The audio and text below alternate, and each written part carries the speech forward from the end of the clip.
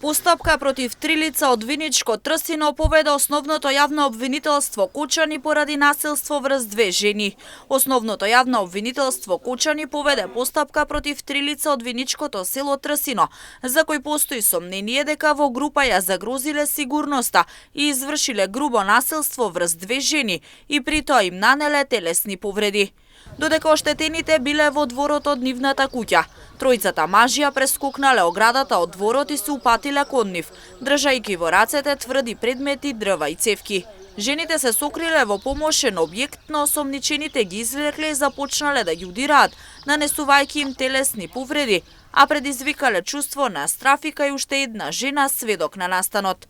На овој начин осомничените сториле кривично дело – насилство од член 386 став 3 во врска со став 1 од кривичниот законник. Според првичните сознанија, причина за насилството биле подолготрајни нарушени односи меѓу две семејства во селото, а при лишување од слобода осомничените продолжиле да се закануваат дека ќе извршат убиство.